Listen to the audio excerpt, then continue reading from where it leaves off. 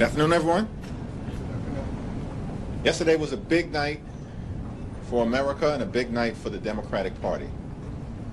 As candidates across the country, up and down the ballot, decisively defeated MAGA Republicans in an extraordinary rejection of the extremism that the American people have been experiencing since day one of Donald Trump's presidency, and an embrace of the Democratic vision to make life better for everyday Americans.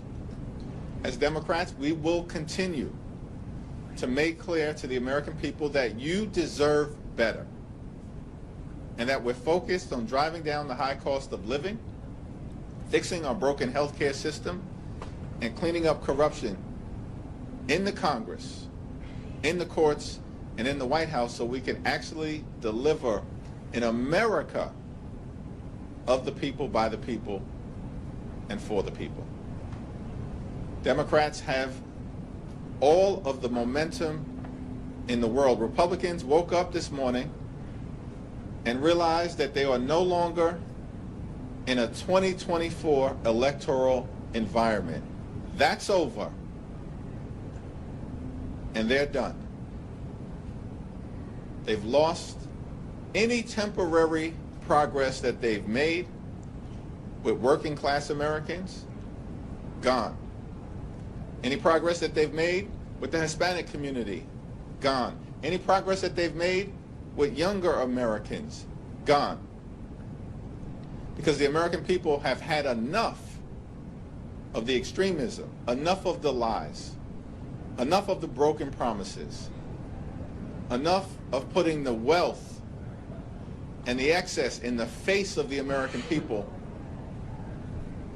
Most recently, what was on display down in Trump's luxury resort in South Florida, enough of the excess, the corruption, and the lack of focus on the issues that matter. Democrats in the House will continue to lead on the issue of affordability, will continue to lead on the issue of health care, and will continue to lead on the issue of making this great country the best version of herself. And our field general leading the charge in connection with what will happen next November when Democrats take back control of the United States House of Representatives is the DCCC chair, Susan DelBene.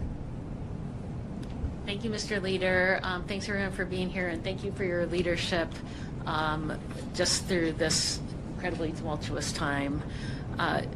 Yesterday, from coast to coast, voters sent a resounding message that they reject the Republican agenda.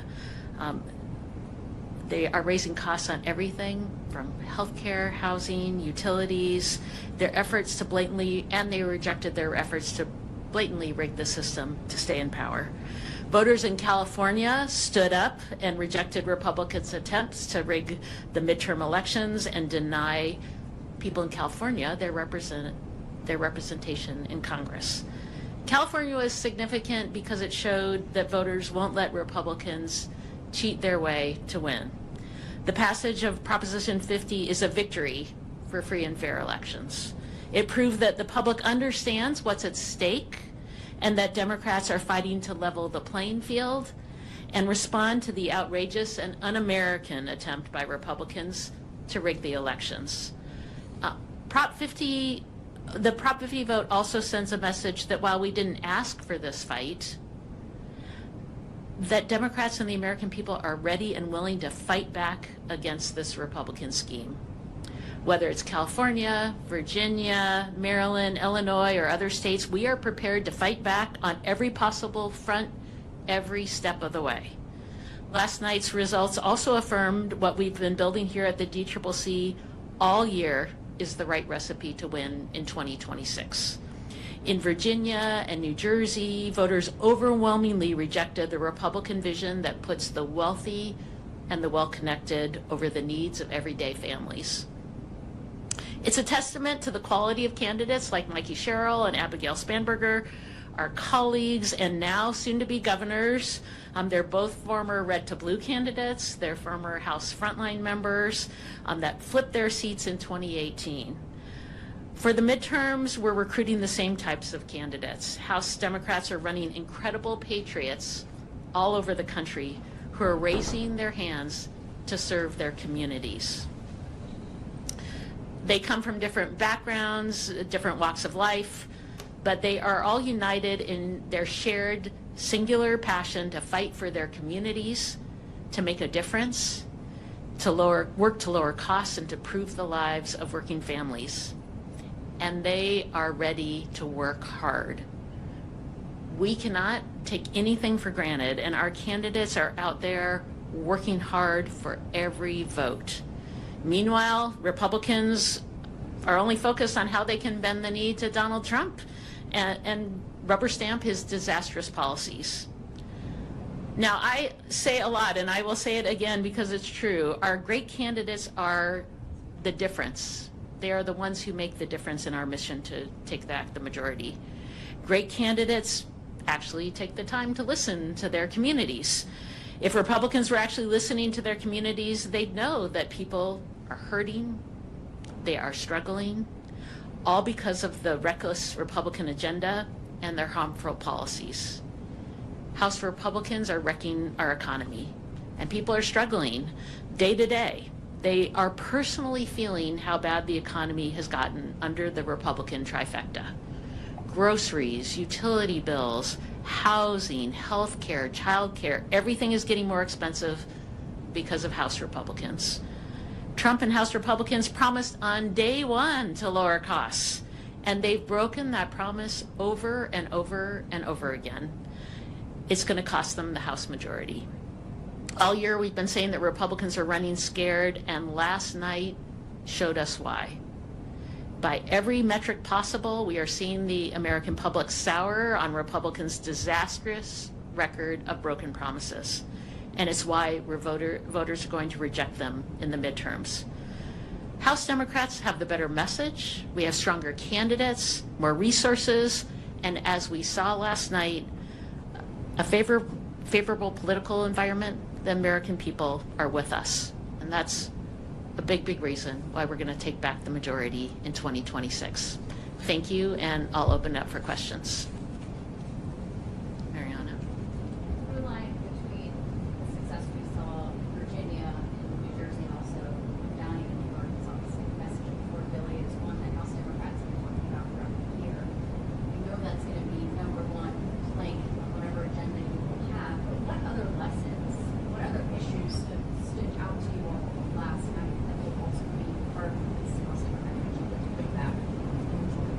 Well, it is the number one issue, and it was the number one issue in 2024 as well. And one big reason why we overperformed in the House, picking up seats on the Democratic side, was because we had candidates talking about economic issues, talking about those pocketbook issues on the ground. And it absolutely continues to be the top issue. Like I said, housing, healthcare, childcare, energy costs, groceries, all going up because of Republican policies. And people see that, they feel that. You saw people cast their vote knowing what's happening right now. We have candidates across the country who are talking about that. So that is having great candidates talking about the issues that matter, working hard, and actually listening to people is a huge reason why we win. Affordability is definitively the decisive issue, as we saw last night, and our candidates now, governors-elect or mayors-elect, are on their way to serving the communities that they sought to represent, because they leaned in aggressively on driving down the high cost of living and addressing the affordability crisis that we have throughout America. In an environment where Donald Trump promised to lower costs on day one, but costs haven't gone down, costs are going up. Trump tariffs are making life more expensive for the American people by thousands of dollars per year, and the American people know it. Housing costs are up, child care costs are up, grocery costs are up, electricity bills are through the roof, and now throughout this 36-day Trump Republican shutdown, the American people know that for tens of millions of folks, their healthcare premiums, copays, and deductibles are about to skyrocket at levels that will make accessing a doctor unaffordable for them because of the Republican refusal to extend the Affordable Care Act tax credits. And so we're in an environment where Democrats are going to continue to lean in on lowering the high cost of living because America is too expensive right now, and continue to make clear that Republicans haven't done a damn thing to make their life more affordable. And in fact, they've done the opposite, which is to make life more expensive for working class Americans, middle class Americans, and everyday Americans. At the same time, what is also interesting is that you saw decisive Democratic victories in other parts of the country that clearly also signal the national environment that we're in. Sweeping the state Supreme Court races in Pennsylvania, a battleground state that Donald Trump just won last year. Winning down ballot statewide races in Georgia for the first time in 20 years. That's an indication of the environment and a rejection by everyday Americans of the extremism that Republicans have unleashed on the American people. And thanks to great leadership from Governor Newsom, who's done a phenomenal job leading the Prop 50 effort side by side with the congressional delegation led by Zoe Lofgren, Pete Aguilar, and Speaker Emerita Nancy Pelosi, side by side with our partners in organized labor, side by side with the California legislative leaders. It was an all-hands-on-deck effort to get Prop 50 over the finish line decisively. But Prop 50 didn't involve an individual name on the ballot. It was an idea that we have to stop Trump from stealing the midterm elections and give the American people the ability to decide who should actually represent them in the Congress after the 2026 midterms. Thank you, Chair. Following up on Prop 50, Republicans, they filed a lawsuit this morning in an attempt to block California's greenhouse map. What's your reaction to the lawsuit? Does that pose any concerns to the effort to, as the leader has said, to offset some of the attempts that Republicans have made to gain what Democrats see? First, I'd say it's interesting that Donald Trump goes to the Republicans in Texas and says, give me 5 seats, and Republicans say, yes, sir, and they think that's okay. The people of California, who got to have a vote and a voice, Republicans don't think that's okay. I think that says everything about where Republicans stand. It's a frivolous lawsuit. Everything that was done in California was done consistent with the Constitution at the state level, with the United States Constitution, and with Section 2 of the Voting Rights Act. Compare that to Texas, where everything was done to undermine the Voting Rights Act and violate the Constitution, because the 5 districts that were targeted by Donald Trump and Texas Republicans were all represented by African American or Latino members. All 5 that they want to wipe out as part of their effort to rig the midterm elections. And we expect that there will be a decision sometime soon from a 3-judge panel in Texas that might conclude that what was done by Texas Republicans was unlawful. And that's very different, as Susan pointed out, than what the people decided in California to make sure that they had a fair map that we would be determined by them as individuals, citizens of California, and not Donald Trump and his MAGA extremists. You mentioned that for Democrats, the number one issue is affordability and funding limitations. For Republicans, what we saw this past yesterday was the focus on social issues, cultural issues, such as trans issues. How are you, against directing candidates here, how to respond to those attacks?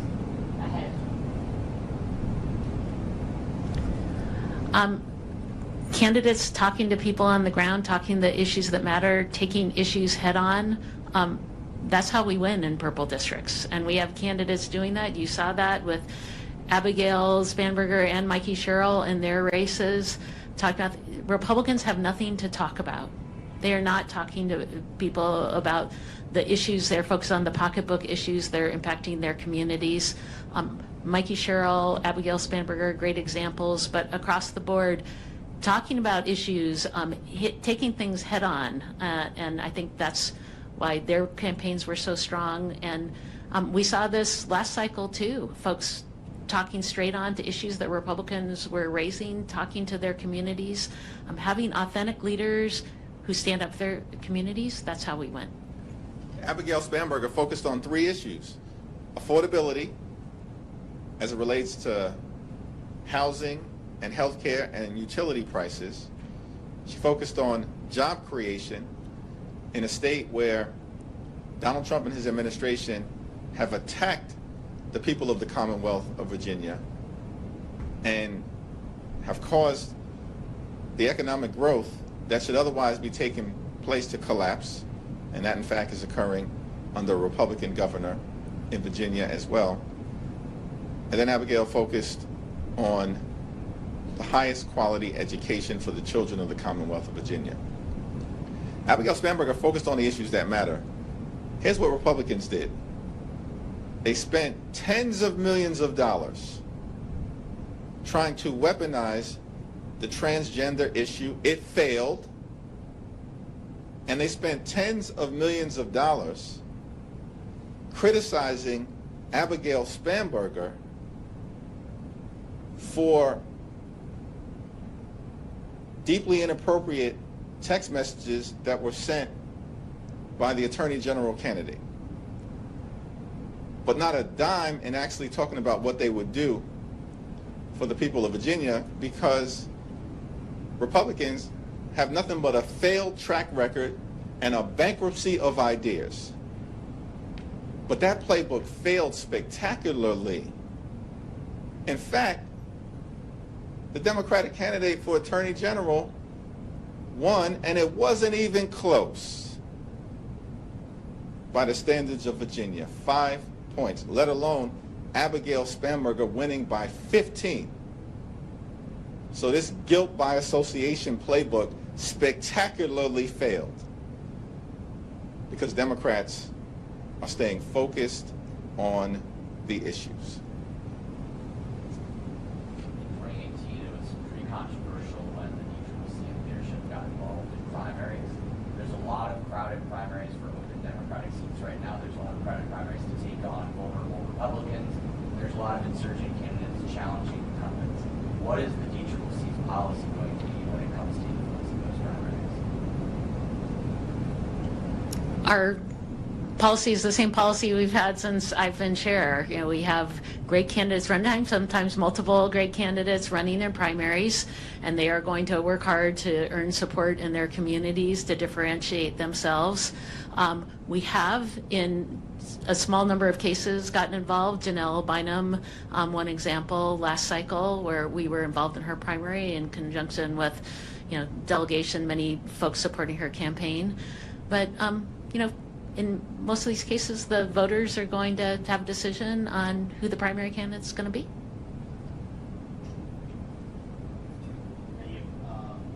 Senator Sanders just followed up on that question a short time ago when he was asked about particularly primaries. He said, of course, there's a division within the Democratic primary. You know, how do you guys think about some of these competitive primaries when it comes to, you know, trying to forward a unified message going ahead? Well, the DCCC focuses on swing seats, defending our frontline incumbents, all of whom are on their way to winning re-election, and flipping red seats blue. And the DCCC has never gotten involved in primary dynamics that involve safe Democratic seats, and that policy has not changed. Thank you. Earlier today, President Trump said the shutdown had probably hurt Republicans in elections, especially in Virginia. I'm wondering if that gives you any encouragement that this could kind of bring Republicans to the table for negotiations to end shutdown. The responsible thing to do, and this has been the case since October 1st, is for Donald Trump, Mike Johnson, and John Thune to sit down with Democrats on Capitol Hill who represent half the country so we can reopen the government, enact a bipartisan spending agreement that actually makes life better for the American people, including as it relates to driving down the high cost of living because America is too expensive, and decisively addresses the Republican health care crisis that is crushing people all across America. Working class America, small town America, rural America, urban America, the heartland of America, and black and brown communities throughout America. Republican policies are crushing people, particularly as it relates to the cost of living and health care, and the American people are rejecting that extremism, and we saw it on full display from coast to coast and everywhere in between last night. To follow up on that. Last question. To follow up on that, what message did last night's election results send to Senate Democrats going into last night? Some of them were starting to talk about off-ramps, compromises, things like that. So what message does kind of the overwhelming support for Democrats last night send about?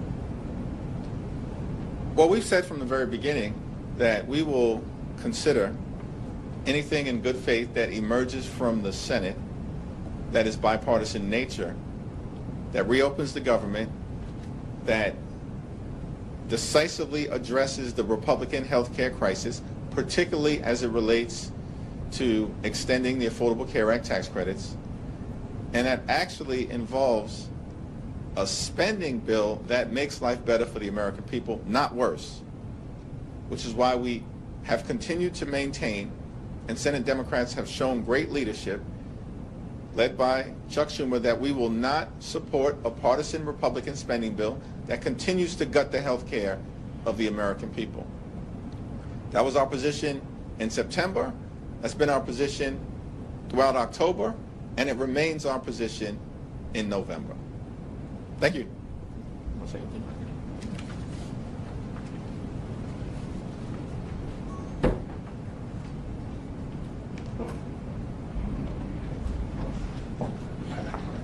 Can you say what I needed to do for fun?